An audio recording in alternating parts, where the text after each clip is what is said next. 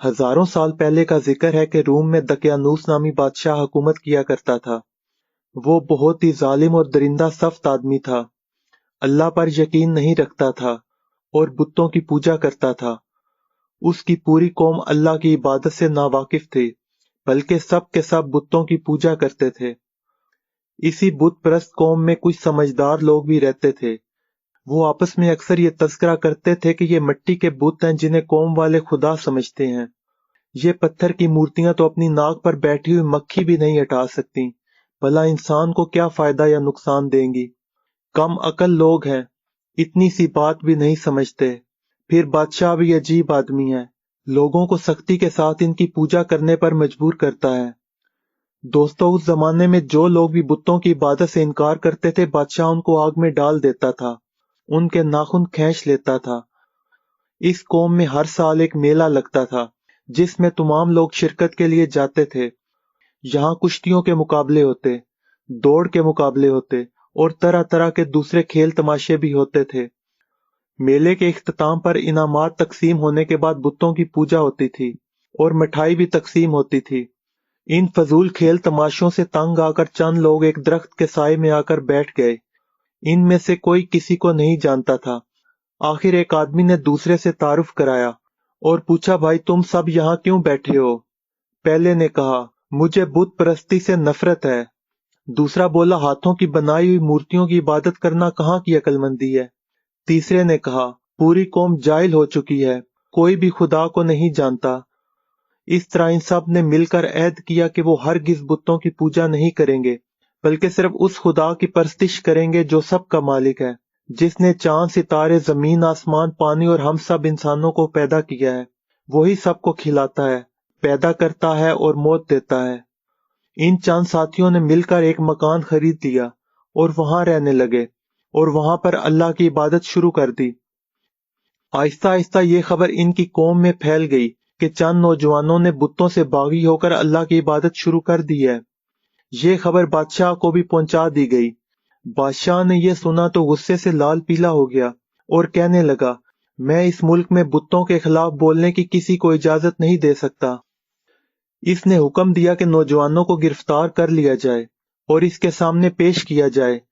जब ये नौजवान गिरफ्तार होकर महल में गए तो क्या देखा कि बहुत ही खूबसूरत महल है। ऊंचे ऊंचे कमरे, वसी दालान, खूबसूरत बागीचे, जगह जगह कीमती कालीन बिछे हुए हैं। दीवारों पर खूबसूरत और रेशमी पर्दे लटक रहे हैं।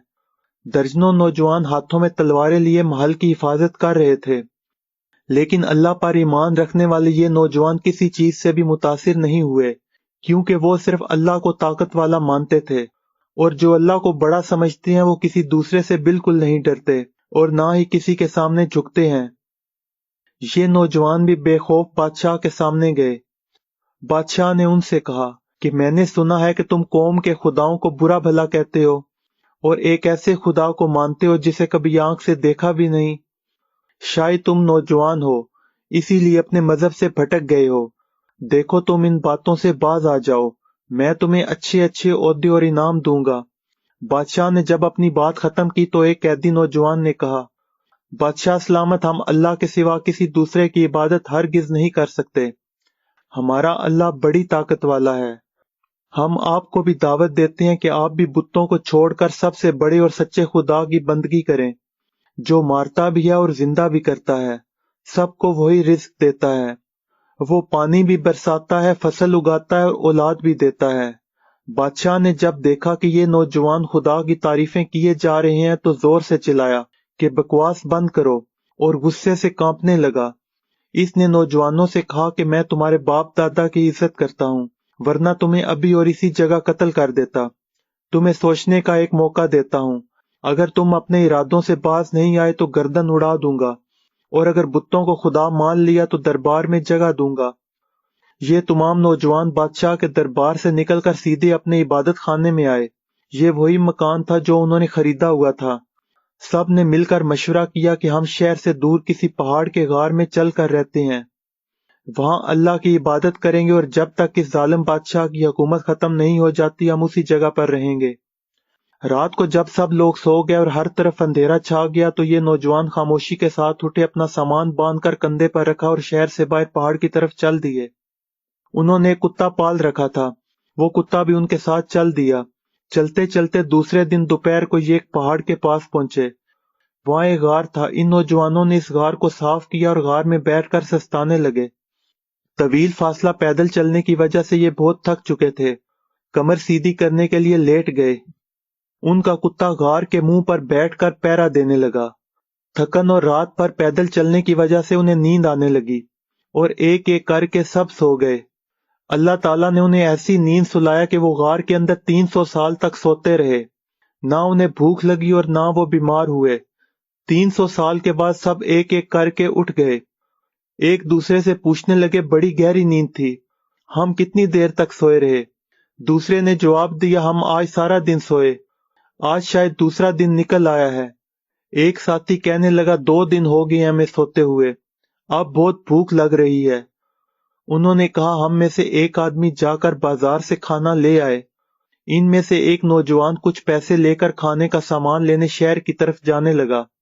सब ने उसे अच्छी तरह समझाया कि किसी को हमारे बारे में मत बताना, वरना जालिम बादशाह गिरफ्तार करके कत्ल करवा देगा। जब सब ने इस नौजवान को अच्छी तरह समझा दिया तो वो शहर की तरफ चला गया। उसने देखा कि शहर का नक्शा ही बदल गया है और ऊंची ऊंची इमारतें, सड़कें, गलियां, सब कुछ तब्दील हो गया। जब नौजवान खाने की एक दुकान पर गया और जालिम बादशाह के जमाने का सिक्का पेश किया तो दुकानदार हैरान रह गया और कहने लगा, ये तो बादशाह दकियानूस के जमाने का सिक्का है, तुम्हें कहां से मिला?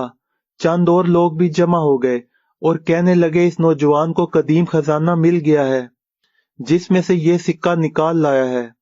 नौजवान हैरानों परेशान लोगों को समझाने लगा कि मेरे पास कोई खजाना नहीं है, ये मेरा अपना सिक्का है, लेकिन लोगों ने इसे गिरफ्तार करके बादशाह के सामने पेश कर दिया। ये बादशाह बहुत नेक दिल और ईमानदार था। जब उसे ये सिक्का दिखाया गया तो उसने वजीर से मशवरा किया। वजीर ने बताया कि 300 साल कबल जब दकियानूस बादशाह हुक्मरान था तो ये सिक्का उस वक्त चलता था। बादशाह ने नौजवान से नाम पूछा तो नौजवान ने सब कुछ सच सच बता दिया कि वो और उसके चंद साथी अपना ईमान बचाने की गरज से फरार हो गए थे। बादशाह सारी कहानी सुनकर हैरत ज़दा रह गया, क्योंकि अल्लाह ताला ने इन नौजवानों को 3 सदियों तक सुलाए रखा।